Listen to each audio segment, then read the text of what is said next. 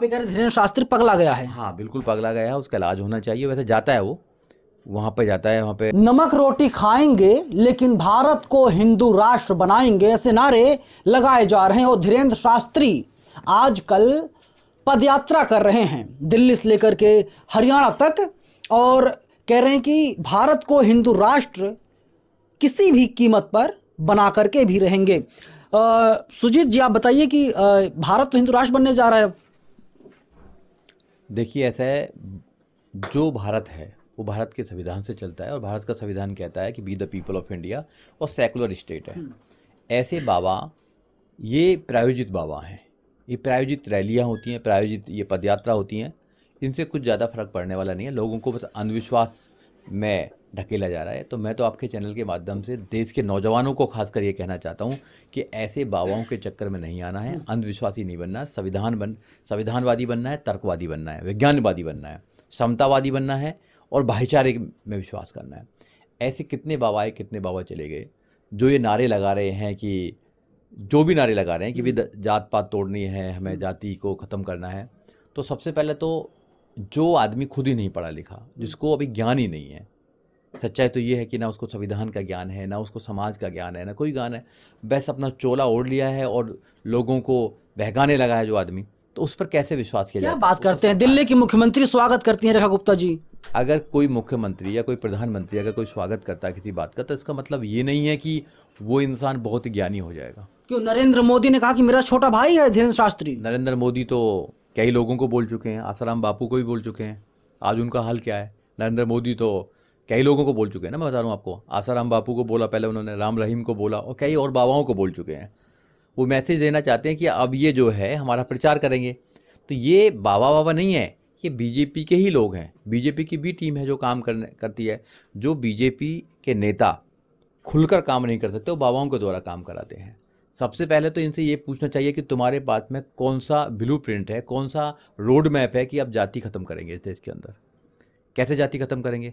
आपकी स्टार्टिंग तो जाति से ही होती है भाई। आप वर्ण व्यवस्था पर विश्वास करेंगे, जाति को तोड़ेंगे। हो सकता है दलित की बेटी हो ब्राह्मण का बेटा और शादी करवा दें, ब्राह्मण की बेटी हो दलित का बेटा और शादी करवा दें। ये किस में अधिकार है? ये संविधान में अधिकार, आर्टिकल 21 ये कहता है। हिंदू राष्ट्र बनाएंगे तो हो जाएगा। नहीं, ये तो आर्टिकल 21 कहता है। ये तो कॉन्स्टिट्यूशन, बाबा साहब डॉक्टर अम्बेडकर का जो कॉन्स्टिट्यूशन है वो अधिकार देता है आपको।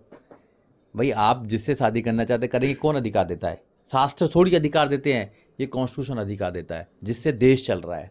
अगर हिंदू राष्ट्र बनाने की जो कल्पना कर रहे हैं, वहाँ तो नहीं कर सकते आप। वहाँ तो आप जातियों में बटे हुए, वर्ग में बटे हुए, ऊंच नीच में बटे हुए, वहाँ तो आपका सिस्टम ही अलग है। तो आज के देश में 2025 में हम जी रहे हैं, AI का युग है। पूरी दुनिया कहाँ से कहाँ पहुँच रही है। हमारे जो देश में कुछ चंद लोग, बाबा जैसे लोग, ये बाबा जो हैं, ऐसे लोग इस देश को कहाँ पीछे ले जाना चाहते हैं। छोटी सी बच्ची कह रही है कि हिंदू राष्ट्र बनाएंगे चाहे कुछ भी हो जाए। अब उनसे कुछ भी कहला लो ना आप, अब कुछ भी कहला लो उनसे, बच्चियों से या महिलाओं से। अगर वो हिंदू राष्ट्र की कल्पना अगर करेंगे, तो महिलाओं को अगर अधिकार मिला है तो बाबा साहब डॉक्टर अम्बेडकर के संविधान के अकॉर्डिंग मिला है। अगर आज महिला देश में किसी भी पद पर पहुंच सकती हैं, देश की अगर राष्ट्रपति भी हैं, तो भारत के संविधान के द्वारा हैं।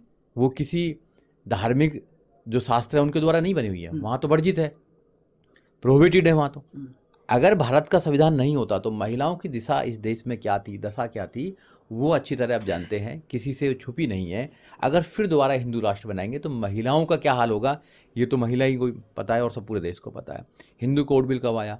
देश के संविधान बनने के बाद आया। महिलाओं को अधिकार कब मिले? संविधान बनने के बाद मिले। अधिकार ही नहीं थे भाई महिलाओं को तो इसलिए भारत का संविधान सबके फेवर में है। भारत के संविधान को मजबूत किया जाए। जो भारत के संविधान के जितने भी हमारे आर्टिकल्स हैं या जितने भी हमारे कानून हैं, उनका अगर कोई वॉल्यूशन करा तो दिक्कत क्या और हिंदू राष्ट्र से? देखो, दिक्कत ऐसे लोगों से जो अंधविश्वास फैलाने का काम कर रहे हैं।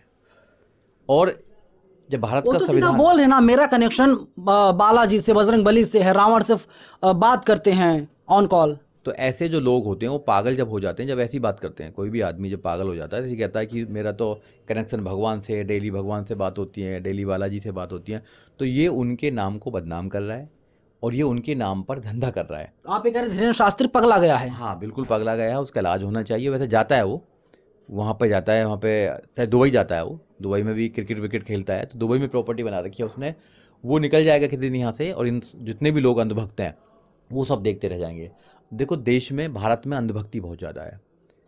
जहाँ पे अंधभक्ति बहुत ज़्यादा होती है तो वहाँ तर्क की बात करना बहुत मुश्किल हो जाता है। शादी तक नहीं किया है उन्होंने देश के लिए। शादी तो बहुत सारे लोग नहीं करते हैं, शादी का कोई मतलब नहीं है, शादी तो बहुत सारे लोग नहीं करते। जो देश सेवा करना चाहता है, राहुल गांधी, नरेंद्र मोदी, योगी आदित्यनाथ, धीरेन्द्र शास्त्री, ये जरूरी नहीं है। क्या मनमोहन सिंह ने शादी करी थी तो उन्होंने देश सेवा नहीं करी है? आप बताइए ना, जिन्होंने नहीं करी शादी, ऐसा कुछ नहीं है। शादी तो एक अपना एक इंडिविजुअल वो है, विचार है कि किसको करनी है किसको नहीं करनी है, वो अलग बात है। बट मेरा कहना ये है कि आप देश को दे क्या रहे हैं, आप विचार क्या दे रहे हैं? आप विचार दे रहे हैं एक धर्म से दूसरे धर्म को लड़ा रहे हैं, नफरत फैला रहे हैं, आप भाईचारे को ख़त्म कर रहे हैं, आप संविधान का जो मूल उद्देश्य है उसको ख़त्म कर रहे हैं आप। तो आप कैसे देश के लिए अच्छे हो सकते हैं? बताइए ना, आप कैसे देश के लिए अच्छे हो सकते हैं? आप तो देश का नुकसान कर रहे हैं, और सरकारें आपको सपोर्ट कर रही हैं, तो इसका मतलब है कि आप प्रायोजित हैं, सरकार के द्वारा आप प्रायोजित हैं। जितनी भी रैलियां निकाल रहे हैं, पदयात्रा निकाल रहे हैं, वो प्रायोजित यात्रा हैं। तो इसलिए हम लोग विरोध करते हैं कि देश को देश रहने दें। जो देश संविधान से चल रहा है उसको संविधान से चलने दें। संविधान में सब लोगों को, चाहे कोई अमीर है, गरीब है, छोटा है, बड़ा है, सब लोगों को बराबर का अधिकार दिया गया है। वो मेहनत करके कहीं भी पहुंच सकता है। अगर देश की संविधान को ख़त्म किया जाएगा तो जो इनका रूल है, जो हिंदू धर्म का जो मनुस्मृति है, उसमें तो क्या कहा गया है, अगर 2 घंटे में बोलूँगा तो उसमें भी आपको कम पड़ जाएगा समय। लाखों लाख लोग सुनते हैं, सोशल मीडिया पर खूब वायरल रहते हैं शास्त्री जी। करोड़ों लोग क्यों सुनते हों? जो गलत बात है वो गलत बात है। करोड़ों लोग सुने या एक आदमी सुने, जो गलत बात है गलत है, और जो सही है सही है। अरे बहुजन समाज के लोग ही जा रहे हैं। एक धर्म का देश बनाना भारत को, जब भारत देश आज़ाद हुआ था, क्या जब इंटेलिजेंट लोग नहीं थे क्या? पार्लियामेंट में जितने भी बंटवारा किस आधार पर हुआ था? पार्लियामेंट जितने भी लोग थे, पार्लियामेंट में जो लोग थे, वो लोग भी तो समझदार थे ना। बंटवारा भी तो देश का हुआ था ना। उन्होंने भी तो नहीं एक धर्म पे बनवाया, उन्होंने भी सेकुलर स्टेट की स्थापना करी। उन्होंने तो कॉन्स्टिट्यूशन की जो शुरुआत की है be the people of India से करी है। तो आप क्या उनसे ज़्यादा समझदार हैं? यहाँ क्या एक ही समाज के लोग रहते हैं, एक ही धर्म के लोग रहते हैं? क्या हिंदू रहते हैं? हिंदू, मुस्लिम, सिख, ईसाई, पारसी, बौद्धिस्ट, सब लोग रहते हैं यहाँ पे, प्यार से रहते हैं सब लोग। सब जितने भी अपने उनके वो हैं काम है वो सब करते हैं सारे। लेकिन वो बोल रहे हैं ना कि जो मुसलमान है इस देश का, ये सभी लोग सनातनी हैं, इन लोगों घर वापसी कर लेनी चाहिए और स्वागत किया जाए खुले दिल से। अब सनातनी है नहीं है मुझे तो नहीं पता, पर भारतीय सब लोग हैं, सब लोग भारतीय हैं जो भारत में रहते हैं। भारत की एक बाउंड्री है, एक सीमा है, उसके अंदर जो रहते हैं वो सब भारतीय हैं। सीधी सी बात है। अब तुम सनातनी किसको कह रहे हो किसको नहीं कह रहे हो, तुम्हारा लॉजिक है, लगाते रहो अपना।